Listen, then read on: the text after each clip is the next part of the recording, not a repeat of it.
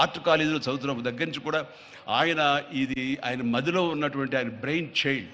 అలాంటి దాన్ని ఈ రోజున ఈ రూపం తీసుకొచ్చారంటే ప్రతి క్షణం ప్రతి కార్నర్ ముఖ్యమంత్రి గారు చూసి ఎంత ముచ్చటపడిపోతున్నారంటే అంత ఇంత కాదు. ఎలా చేశారు, ఇది ఎలాగొచ్చింది, అది ఎలా వచ్చింది అని అడుగుతున్నారు. నేను కొన్ని అడుగుతున్నాను. అడిగి ఇది షూటింగ్స్కి ఇస్తారా రామ్దేవ్ అని అడిగితే ఇస్తానండి, కానీ ఫస్ట్ షూటింగ్ మీదైతేనే అన్నాడు.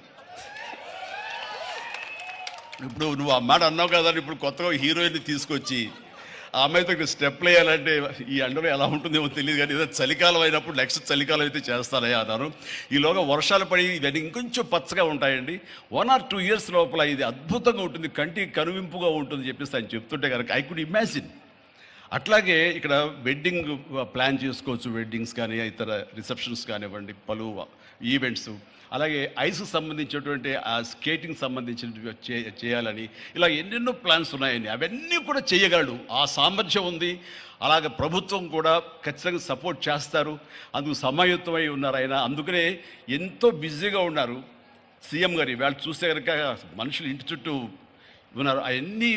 అన్నీ పక్కకు పెట్టి, ప్రోగ్రామ్స్ అన్ని పక్కకు పెట్టి నిన్నటిదాకా ఆయన ఎలక్షన్ క్యాంపెయిన్ ఎక్కడో చేసి వేరే రాష్ట్రాల్లో వచ్చి రామ్దేవ్ మీద ఈ ప్లేస్ మీద ఎంతో ప్రేమ లేకపోతే, ఇలాంటి దాన్ని మనం ఎంకరేజ్ చేయాలి అని ఆయన ఉద్దేశం లేకపోతే ఇంత ఓపికగా ఈ ఎండ్లో ఆయన వచ్చేవారు కాదు. ఫస్ట్ ఆఫ్ ఆల్ ఆయన ఇక్కడికి వచ్చి దీన్ని ఎంకరేజ్ చేస్తున్నందుకు వారికి మనస్ఫూర్తిగా అభినందనలు తెలియజేస్తున్నాను ముఖ్యమంత్రి గారికి. ఎందుకంటే అలాంటి వాళ్ళు అనుకుంటేనే, వాళ్ళ కళ్ళలో పడితేనే, వాళ్ళు ఇంప్రెస్ అయితేనే దీనివల్ల ఎంతోమందికి ఉపాధి కలుగుతుంది, ఇది ఎంతోమందికి కనువిందు కలుగుతుంది. మరి ఎంతోమంది ఈ ప్లేస్ని వాళ్ళ ఈవెంట్స్కి ఉపయోగించుకుంటారు. తద్వారా టూరిజం పెరుగుతున్న ఉద్దేశంతో కూడా మన జూపల్లి కృష్ణారావు గారు దీన్ని ఎంకరేజ్ చేయడం కోసం సమాయత్తమై ఉన్నారు.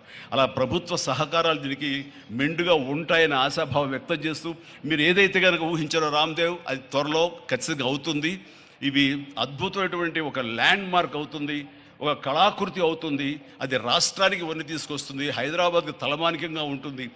హైదరాబాద్ ఒక ఇల్లు అనుకుంటే ఇంట్లో ఒక అద్భుతమైన పెయింటింగ్ పెట్టుకుంటే ఎంత బాగుంటుందో ఆ పెయింటింగ్ ఈ రోజున ఈ